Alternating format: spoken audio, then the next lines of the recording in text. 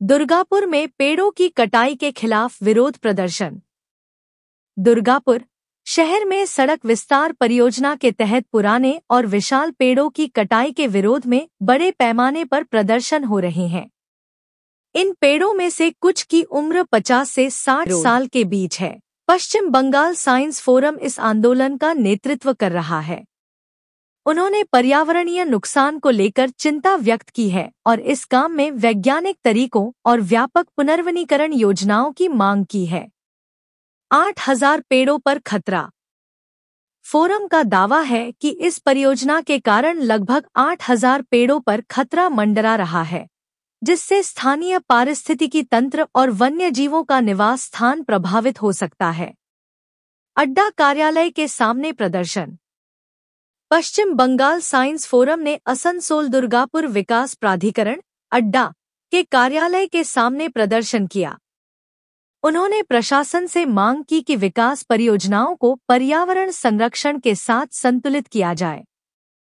Forum की मांगे।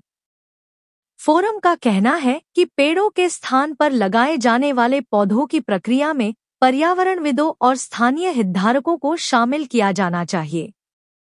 उन्होंने कहा कि बिना पारदर्शिता के यह परियोजना व्यर्थ हो सकती है। जिला सचिव का बयान। जिला सचिव कल्लोल घोष ने कहा, आर्थिक विकास महत्वपूर्ण है, लेकिन यह पर्यावरण की कीमत पर नहीं होना चाहिए। दुर्गापुर में हो रहे इस प्रदर्शन ने पर्यावरणीय संरक्षण और विकास के बीच संतुलन की आवश्यकता पर ध्यान केंद्रित किया है।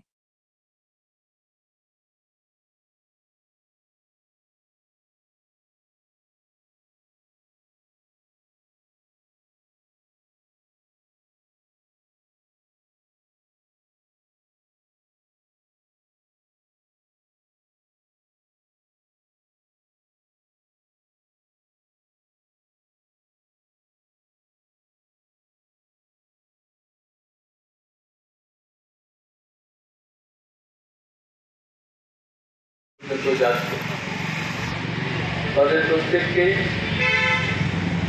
আমরা বিনীতভাবে অনুরোধ করছি যে দুর্গাপুর শিল্পনগরী শুধু আমাদের জেলার নয়, আমাদের রাজ্যের অন্যতম শ্রেষ্ঠ নগরী। এই পরিকল্পিত নগরীতে বহু মানুষ আসেন শুধুমাত্র জীবিকার জন্য নয়, বিভিন্ন জায়গা থেকে দুর্গাপুরে বসবাস করার ইচ্ছা প্রকাশ করেই অনেক মানুষ এই দুর্গাপুরে স্থায়ী ঠিকানা তৈরি করে নিয়েছেন। আমরা যারা কয়লা খনি অঞ্চলের মানুষ, শিল্পের অঞ্চলে বসবাসকারী মানুষ, আমাদের অভিজ্ঞতা থেকে আমরা এই পথসভা আজকে করছি। অভিজ্ঞতাটা এটাই, ওই সুনীল গঙ্গোপাধ্যায়ের ওই কবিতার লাইনটা কেউ কথা রাখেনি। বিগত 1990 সাল থেকে আমাদের সংগঠনের পক্ষ থেকে আমরা আমাদের এই গোটা এলাকা জুড়ে পরিবেশ আন্দোলনকে সংগঠিত করেছি।